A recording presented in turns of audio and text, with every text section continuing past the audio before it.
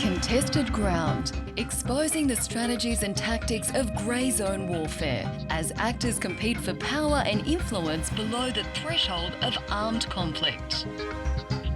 Well, g'day everybody. Welcome to the Defence Connect Contested Ground podcast. I am host Steve Kuper. I am without my co-hosts Phil Tarrant and the one and only Major General retired Dr. Marcus Thompson. I will hope to make up for it, and my guest today more than makes up for it. He's a regular on the Defence Connect podcast, and it is Dr. Ross Babbage, a friend of mine, a friend of Defence Connect.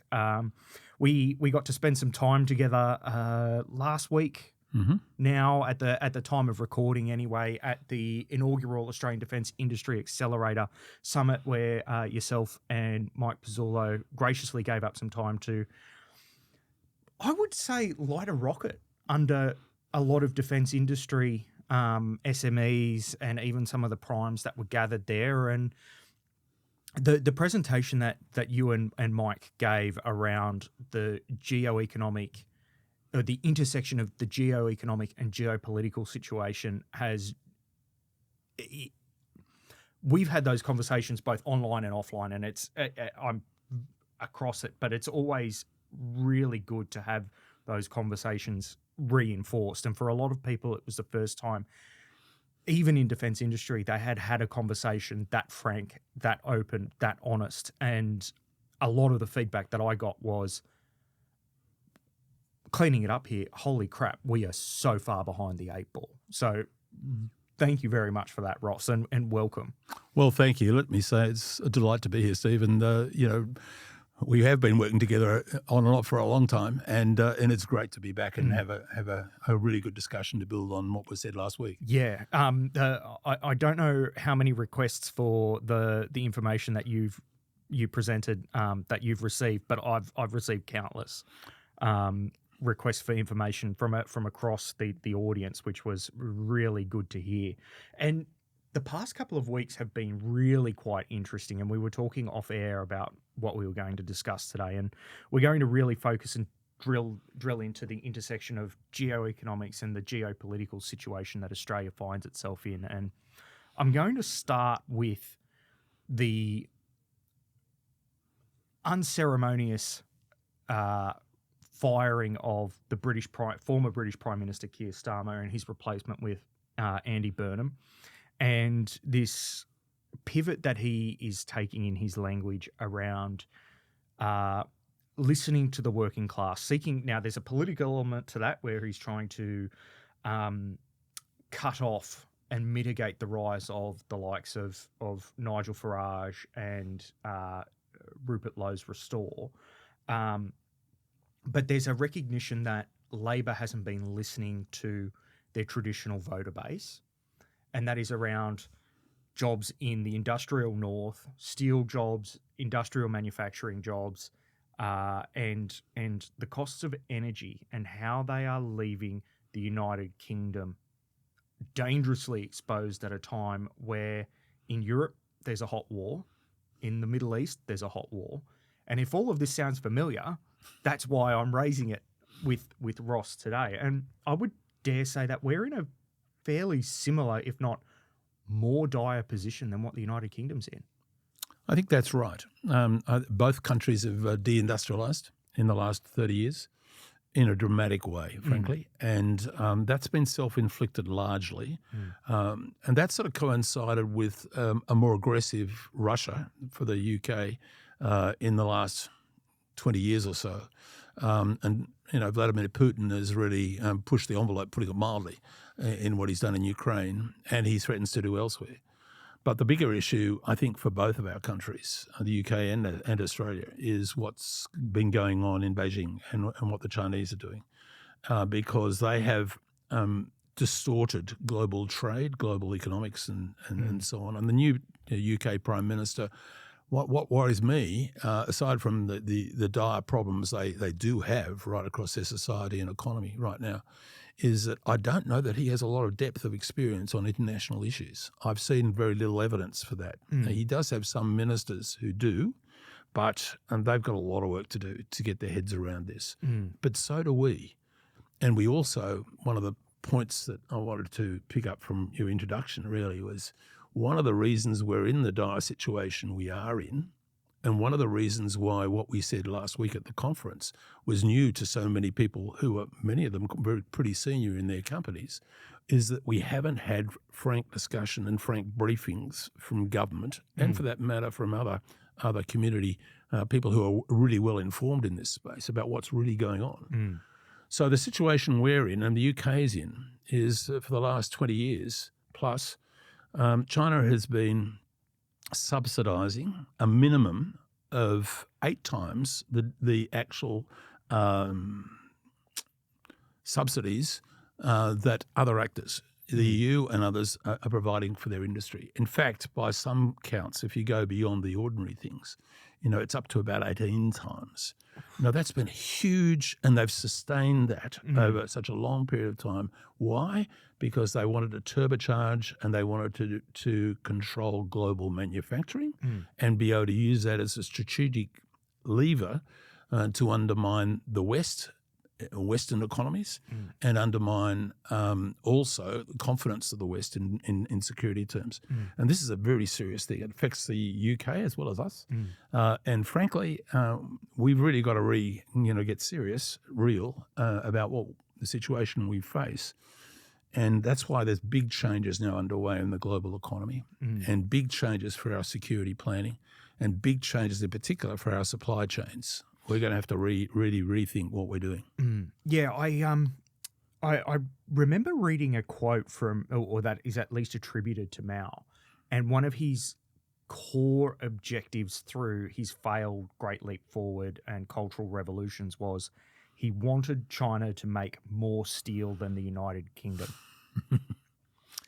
Yes, and they did. Actually, by the 70s, they were getting close to that.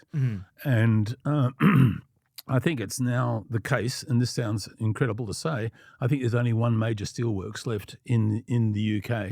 And for a time, that was actually owned. I think it's just been repossessed by the British government. Yes. But for a time, it was controlled and owned by the Chinese. Yep. Which is an extraordinary situation. But we might want to think that they've really lost the plot in London. And to some extent, you could argue that without too much contradiction. But to some extent, we're not that far ahead of them. No. We've wound back a lot of our industry. We have very little steel manufacturing capacity anymore in this country. And many of the things we need to reindustrialise, it's the same in the UK. Neither country has really cheap power anymore. We don't have plentiful power. We don't have, we actually don't have reliable power in the way that we used to have. We used to have the lowest energy costs in this country in the developed world. We don't anymore. And you can't industrialise if you don't have that, and if you don't have an economy which is very competitive and attracting a lot of investment. And if you don't have investment, you don't just get the money, you don't get the skills coming to your country. And we're vulnerable, and the UK is too. Yeah, and I was just thinking, we know Whyalla Steelworks here in South Australia is in some form of administration, whether or not the South Australian government and the Commonwealth buy a share in it, or whether or not BlueScope swoops in and saves the day, is a question that remains to be answered. We've got a single aluminium smelter still kind of running in Kwinana in WA. We are far from the industrial nation we once were, and there seems to be this attitude, and it's held on both sides of the political spectrum here in Australia, is that Australia can't make things anymore. It's too expensive. And to your point, it's all self-inflicted. It's largely self-inflicted, partly because we've had many countries around the world have been taking protective measures against the Chinese. Now, most Australians are not really familiar with the scale of what's been going on here. The press has actually played up the US tariff regime, and this is really largely a pushback against China. But very few people have been informed about all the other countries that have taken dramatic measures to protect themselves against Chinese exports. And for that matter, intellectual property theft and That's the lots of big other one. manipulation as well. For instance, Indonesia has a 200% tariff on electric vehicles, on light manufacturers. And there's more than a dozen other countries in South America and in East Asia and elsewhere that have now got much stronger tariff regimes than they had even 5 years ago. Really to protect themselves more from China than from anything else, certainly not so worried about the United States. And one of the reasons they're really concerned about it, and they are very concerned about it, is because China's dumping. They've got surplus manufacturing capacity, a big surplus, and they can't sell it all domestically because the Chinese economy domestically is coughing. It's not in great shape, and especially consumer spending is flat or low. And as a consequence of that, to get rid of this extra manufacturing output they've got, they're just throwing it out, even often at a loss. And that's why we see so many Chinese electric vehicles in this country. They're not welcome in many other countries, but we're accepting them without any tariff or any other constraints. We're just assuming that the global economy is running as a free, open market. It is not. Can I just get you to reiterate that, because there's so many people, and most members in the Defence Connect audience will know that I've been a political staffer. I've worked for the Liberal Party, and we still seem to be focused on what could be charitably called reheated Reagan Thatcherite economics, which just is not the way forward anymore. Well, look, the world's changed. I mean, just in the last 15 years, let me just give you one dramatic, instance. In 2004, the United States manufacturing output was double that of China. But by 2020, China's manufacturing output was almost double that of the United States. And so you've got this huge and they're dominating now many international markets, including arguably here. And that's why you've had this springing up of protective measures, but also you've seen a movement into new trading camps and economic camps, geoeconomic camps. And that was a point you expressed quite eloquently. And for people who weren't at the conference, can you just give a quick cliff notes of the geoeconomic camps that are breaking out? Look, it's not a finished business yet, but because most of the advanced democracies and a range of other countries, incidentally, feel so angry with the Chinese, although they often don't express it terribly well, that they're killing their own industries by being open to this dumping of Chinese products into their economy, and they have been killing off industries, including in the UK and certainly here too. As a consequence of that, they're starting to band together. So you've seen really globally now, we're seeing three main camps. The biggest by far is the advanced Western democracies, led by the United States, but including Western Europe, including Japan, including South Korea, and a range of other countries. And they are what's starting to happen there is they are putting protective measures in place against China and anyone else who's abusing the rules dramatically, but also building closer ties between themselves. So we're seeing almost like a small common market starting to develop. Many of these countries already have free trading agreements between them. I think we're going to see more of that. So that's, if you like, Team A. It's the biggest in the world. The second one is the authoritarian powers led by China, largely, but also with Russia, North Korea, and Iran, and a couple of odds and sods that don't matter too much, like Cuba. And what you're seeing there is they're doing the same, but the problem that the Russians have got is they have very little to protect themselves against China. And China's starting to call the shots for Moscow. But that's camp two. And then there is a third camp, and that's a lot of the developing world that's not really wanting to commit, at least yet, to either camp. But we're seeing some of these countries are really wanting to and seeing more at home, seeing themselves and in a more trusted environment in camp one, which is the Western democracies. It's early days, and this has all got to settle down, but that's where we seem to be going. Now, for Australia, it's really interesting. Where we're going to sit, you would think it would be automatically in the first camp. But while nearly all the other members who are going to be in that first camp are putting up protective measures against China and its dumping of manufacturing goods and other things and its interference, Australia's been very reticent to move too strongly here. And part of the reason for that, of course, is that we export a lot to China. So China has a lot of leverage on us. If they decide not to buy our coal or iron ore or anything else for that matter, then that really does complicate our lives. The answer is, of course, we need to be really much more serious about redirecting our trade and looking for new and expanded markets in other places and being prepared just to protect our independence aside from everything else. And we've seen in the past couple of weeks the Prime Minister hosted his Indian counterpart Narendra Modi in Melbourne. That's another political handball that we will park to the side for the time being. A lot of people seem to be trying to tie our wagon or hitch our wagon to the growth of the Indian market, but they're not quite. I would dare say that they're probably still another 50 to 100 years away from being where China is now, at least. They're not necessarily, and their loyalty is not necessarily guaranteed. I know you have them pegged in the third party kind of neutral-ish.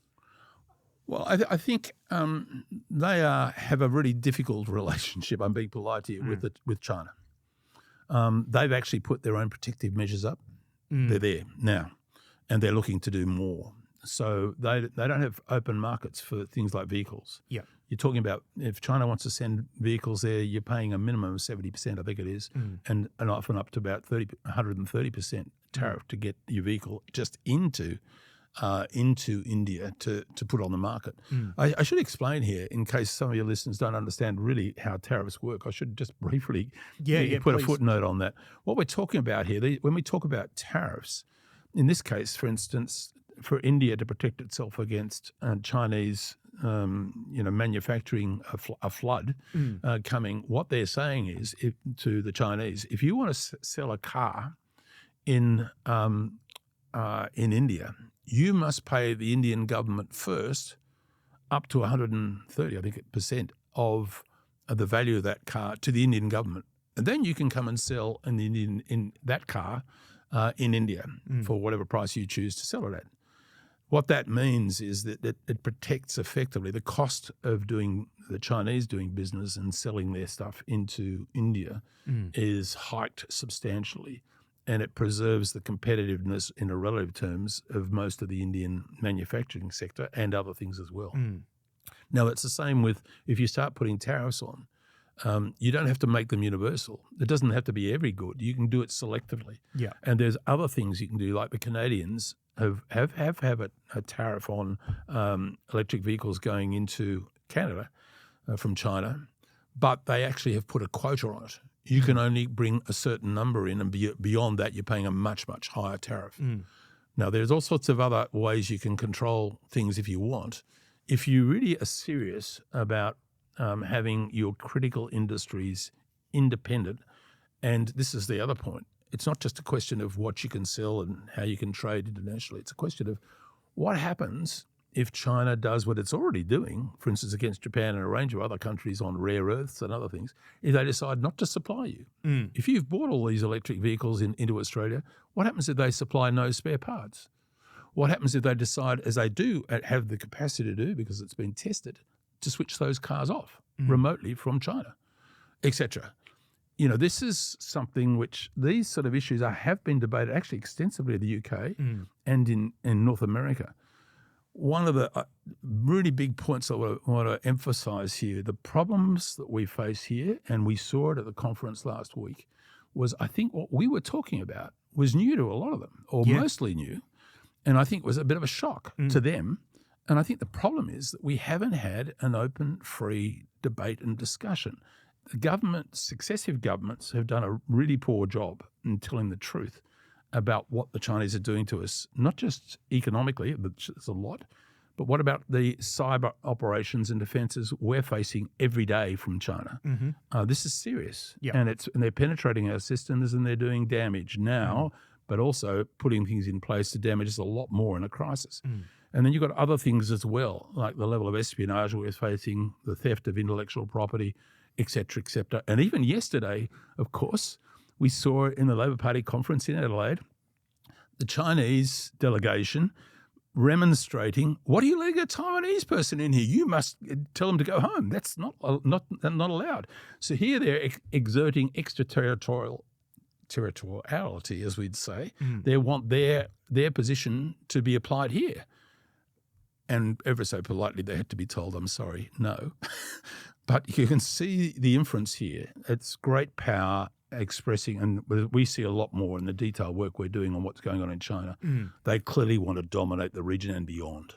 And they expect to be their opinion and to be taken account of, and they don't really care too much whether we've got industry or not. They prefer to kill her off, as they are in many other countries too. And that creates almost a state of pseudo-slavery. That's a very strong word. But it's a client. They want us to be a client state. Okay, indentured servitude. Yeah. Well, it's the Middle Kingdom syndrome. This goes back prior to the Communist Party, taking control in Beijing in 1949. This goes back, to an earlier era when actually China didn't really exercise a lot of control here. Yeah. In those, several hundred years ago, but they did through most of Asia. Yeah. And they see that as being their natural position. But I think the point I'd emphasise is that Xi Jinping, the current president of China, and also, of course, chairman of the Communist Party of China, he's made it pretty clear that he aspires China to be the dominant power, not only in East Asia, but eventually globally.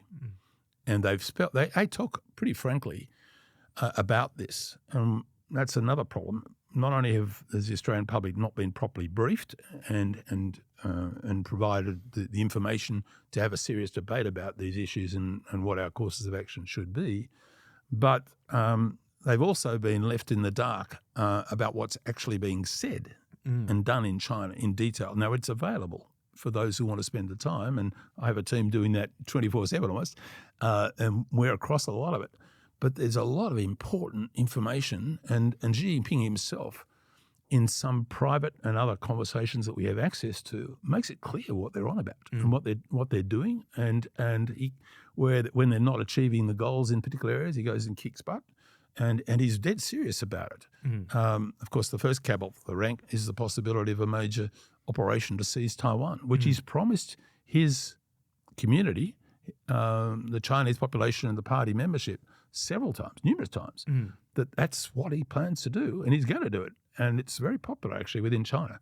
But that, because Taiwan's of course a fierce democracy, independent democracy, it's a wonderful place to visit. My brother-in-law was there a couple of weeks ago actually. Yeah. Well, are we going to sit by and let that happen? It's a big issue, and it's a big issue for the United States, which has particularly close ties, but also a huge issue for Japan, because if Taiwan goes, Japan's security itself is very vulnerable. I did see the other week that China's starting to make claims on the islands of Okinawa.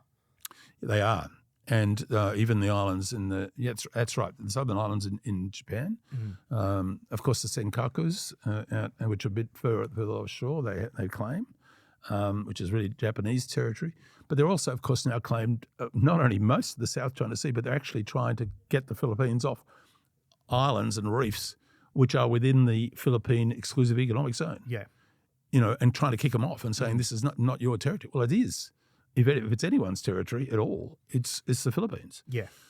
And this is really, and of course we've had a court of arbitration a decade ago look at this and say China has no legitimate rights to this, and they just throw it out and say it's rubbish. It's not worth the paper it's written on. So here we have a major power, growing economic power, huge industrial capacity, seeking to impose its will to make, and they're explicit about this, they want to make the West weak and divided. I think they've succeeded at that. And it reminds me of, you would no doubt have seen the interviews with the KGB defector Yuri Bezmenov.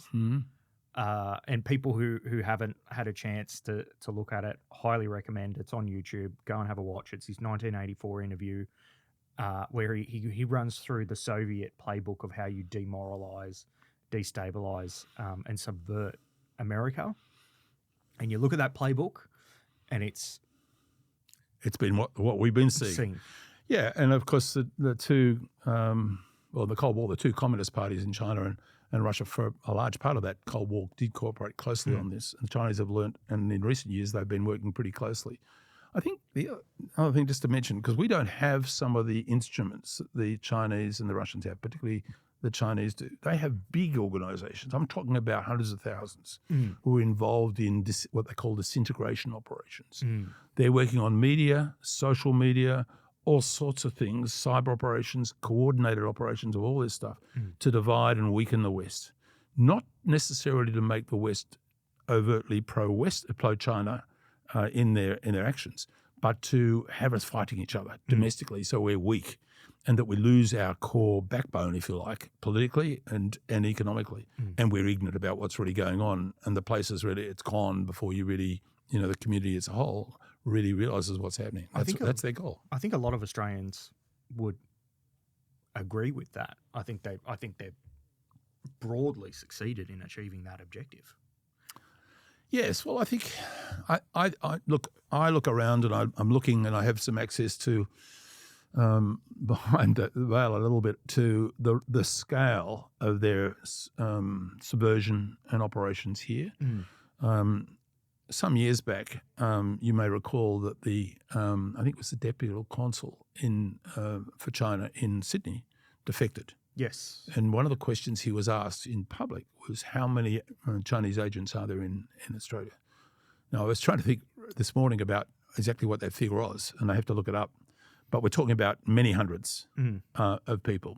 And what we're seeing is also that we're seeing a lot of people who are being subverted in the media. And so there are things they're not reporting. I mean, let me just make a very blunt point about this. If Donald Trump coughs, it's likely to be on the front page of some newspapers in this country. Oh, yeah, definitely. But if Xi Jinping gets up and makes a major speech, which is a bit uncomfortable, it's often not even mentioned. We've really got to lift our game, and we've really got to be more than encouraged. We've got to insist on frank advice and frank briefing. And look, my view is, and I'm doing a bit of this, as you know, is briefing community groups on some of the realities of what we face, exactly what the Chinese are doing, not just militarily, but in all these other areas, and what we ought to be thinking about doing in response. It means we have to recalibrate pretty substantially, especially if we want to see our industry survive.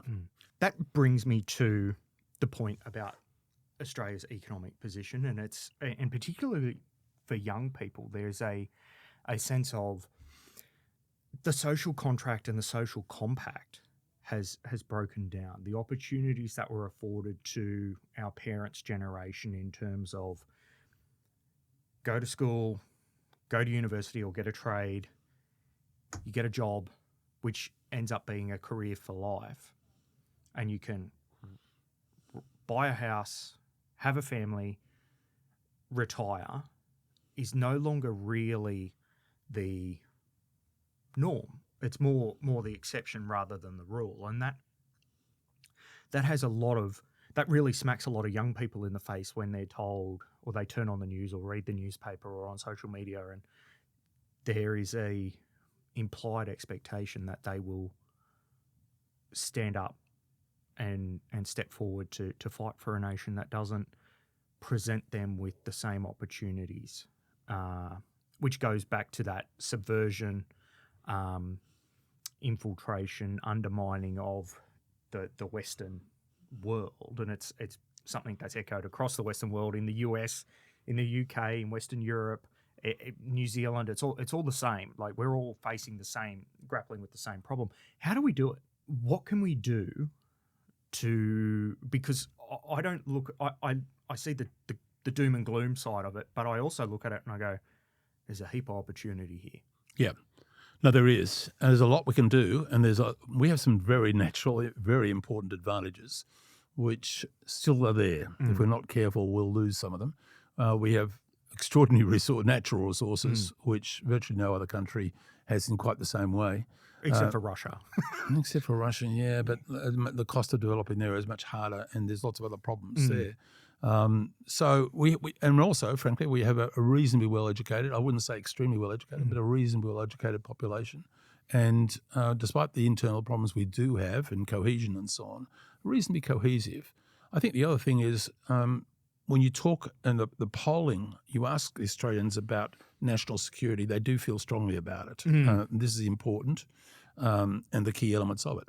So there are some advantages, but the biggest problem is exactly what you're saying. The social contract is breaking down, and what we've really got to do is look very seriously at where we're putting our resources, and successive governments have whether they've made the smartest decisions or not.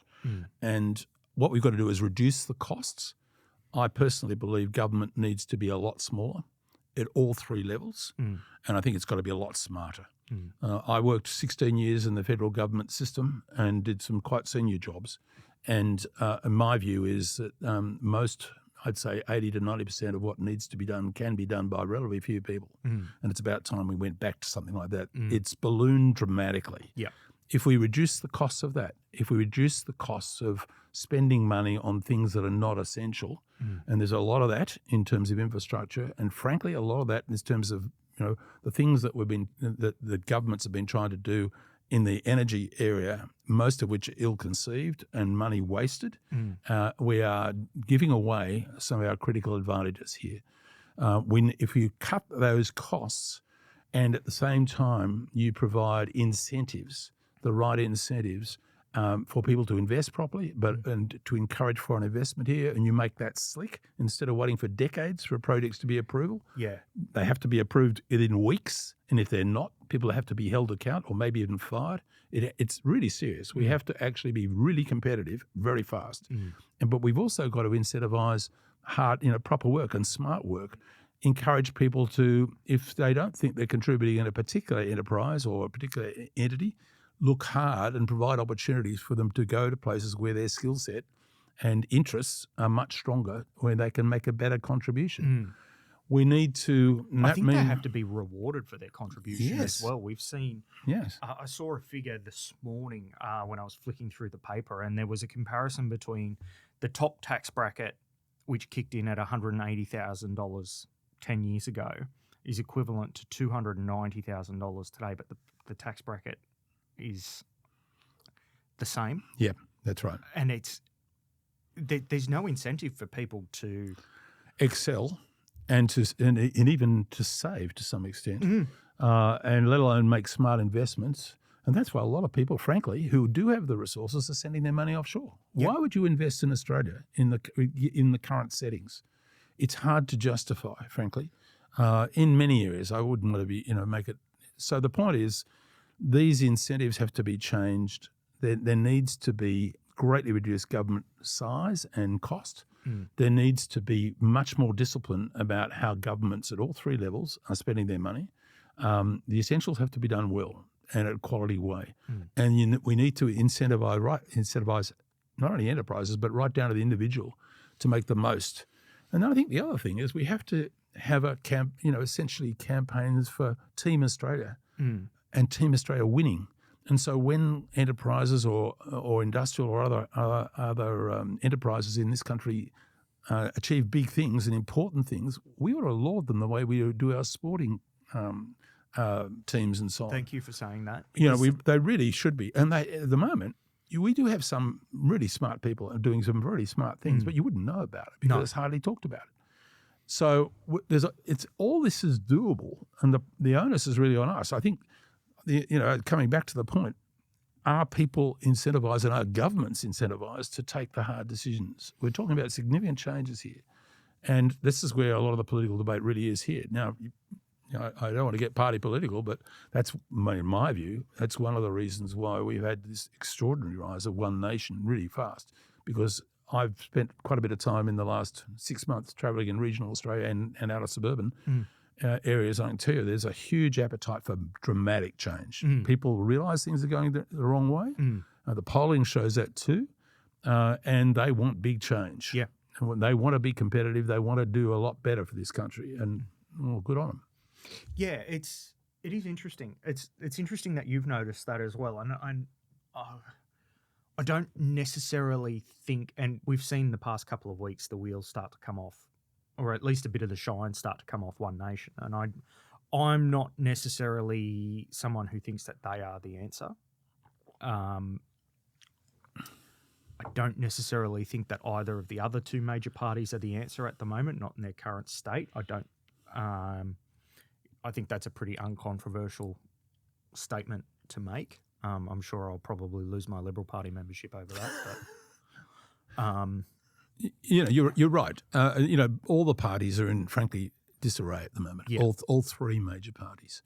Four, actually. I'd include, although the Nationals actually, interestingly, are not quite as in so much disarray internally, I don't think. no. But that's another story. I thought you were going to say the Greens then, Ross. I don't regard the Greens as a major party, but that maybe others would disagree. Yeah. I mean, part of the problem with the Greens, of course, is that their narrow base is really almost, very highly in the inner city areas, and very little understanding of these broader issues, which comes right back to the big picture. We need better information flows to the public in a disciplined way about what's really going on.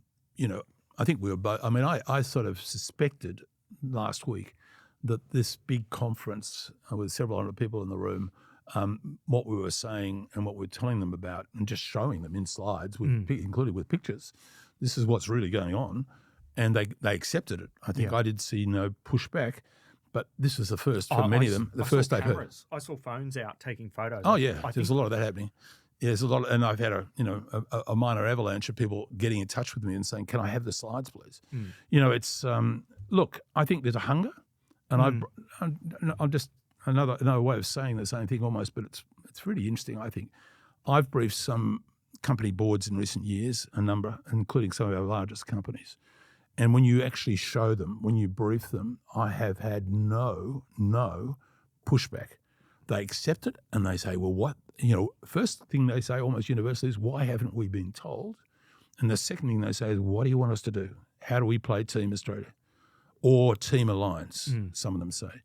Good questions. Yeah. And that's, you see, that's why I've spent a lot of time in the last decade looking for ways of actually talking more and more broadly to the community about what's really going on. And I also think the media has a lot to answer for. Yep. Frankly, so does academia. There are exceptions. And look, for instance, China expertise in Australia, how many people are really experts these days? 20 years ago, we had quite a strong team, cohort, world class. We have a few who fit that category in my view, but very little expertise in the key areas, and they're not sort of communicating to the general public very much. And how many, I'll flip that question on slightly, how many of those quote-unquote experts are compromised? Which is a dangerous thought. Some are, but there are several who are not, clearly, because they're saying pretty much the same sort of things that I'm saying. I think the difference is many of them are more specialised. Some are specialised political analysts. Some are working on strategic military issues. All that's very valid. Some are economists, but very few cover the waterfront. Yeah. And so putting the whole picture together is, for most, is not easy. There are a few who do it, and they frankly do it really well. And they're respected here very much amongst the policy community, but they're also highly regarded in our countries of our alliance, especially in the United States. They are noticed and listened to intently. Ross, we're almost at time. Yep. I have my famous last question. It changes, and your answer changes all the time. Just where we are since our last conversation, what's the one thing we're not talking about that we should be? We're not talking about serious economic and strategic reform. We're not talking about how the priorities have to be configured for this country in order to achieve the sort of future nearly all Australians want for this country. And ultimately, it's a question. This has to be a question of leadership, but it's not just at the federal. It's certainly largely at the federal level, but there's a lot of important stuff that needs to be happening at the state level, and even at the local government level. And I think the bottom line is we have to get much better information going to the public, and we need to be probing and asking insistently for clear answers from the decision makers on how they're going to achieve the goals and honestly achieve them in partnership in a Team Australian way. We're nowhere near that at the moment. It's going to mean big changes, and I think that's what the community wants. And in my view, that's what we should have. Well said. I couldn't agree more. There's one thing before we go, one thing that's really bugging me and has been bugging me the past couple of weeks. We've seen consistent blowouts in major projects across the scope of government spending. Defence is no stranger to it. But there's been, and it's kind of brings me back a little bit to the politics of it, but there's been some questions around, Pauline Hanson we should have defence spending at 5%, which I think you and I would just sit there and go, thank you, somebody's taking the problem seriously. That's not necessarily the answer. More money is not necessarily the answer. Spending money better is the answer. And what we saw was a pile-on from both sides saying, well, none of this has been budgeted. None of this has been, costed through the Parliamentary Budget Office. And my counter to that is, you mean the same Parliamentary Budget Office that did the costings for the Snowy Hydro? Yes. Look, a final word for me, I guess, is this. Let me be very blunt in a final, just brief sentence or two. Right now, the country is heading for a future that's of being weak, of being vulnerable, becoming effectively what I sometimes call a backwater state. We'll have very little international clout. We'll be very vulnerable. And we'll be setting ourselves up to be a client state of the Chinese Communist Party. That's what they want. That they've made it pretty clear, and they're working actively towards it. We have other options, but we have to recalibrate, think very carefully about what's really going on and what we have to do to change all that. We have it within our power to do it. We need to get cracking soon. And on that, Ross, for people who want to stay up to date with your latest or reach out and get access to your wonderful slides, where can they find more information? They can get in touch with me directly at Strategic Forum. If you want to send me an email, that's probably the simplest and easiest. It's just rbabbage@strategicforum.com.au, and I'll look to discern. I'll look to provide those slides if you really need them and want them. But the other thing is, as you know, when there's an opportunity to actually brief audiences, I'm very happy to do that when I can, and also I should point out we have a depth of expertise behind in our organisation, networked, including with some very senior economists up in East Asia, and also other people in the strategic analysts of all sorts in the United States. So we're bringing that together, and we can share that. And I can tell you, this is not half-baked stuff. We've been working on this for 20 years, one way or another. And frankly, it's really time that we had the community better informed. Excellent. Ross, as always, it's a pleasure. For people who want to stay up to date with the latest in defence industry and the national security conversation, head over to defenceconnect.com.au, or you can find us wherever you get your social media, bar TikTok. Until next time, bye-bye.